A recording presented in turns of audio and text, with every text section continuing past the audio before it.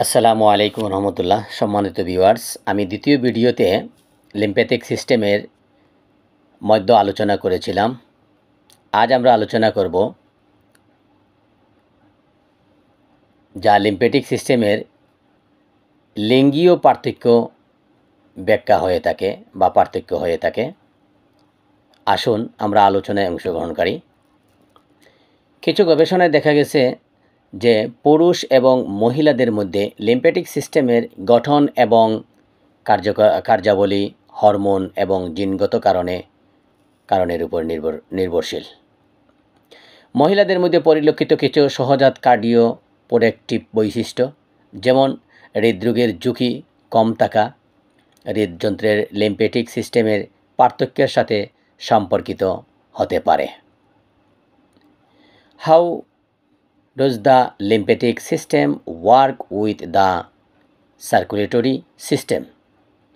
Lymphatic system কিভাবে circulatory সিস্টেমে কাজ করে সেই বিষয়ে একটু আলোচনা করব।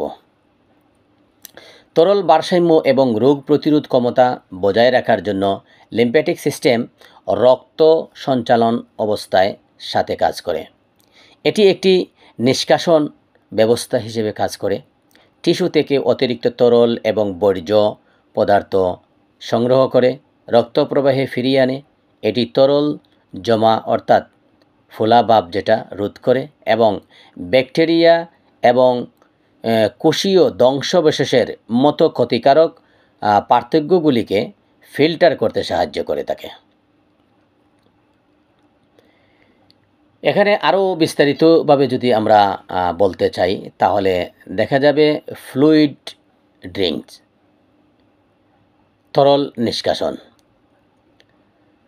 সংবহনতন্ত্র মূলত কৌশিক নলগুলির মাধ্যমে আশেপাশের টিস্যুতে তরল পদার্থ প্রবেশ করায়।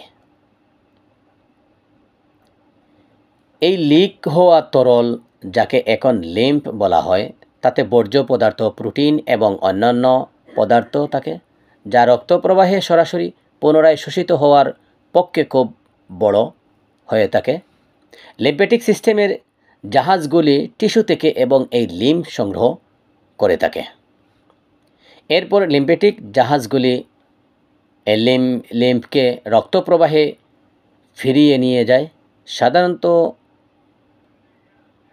কলারবোনের কাছে, যেখানে এটি পুনরায় সংবহনতন্ত্রে প্রবেশ করে থাকে। সবাইকে ধন্যবাদ জানাচ্ছি এই আলোচনায় অংশগ্রহণ করার জন্য। আসসালামু আলাইকুম রহমতুল্লাহ।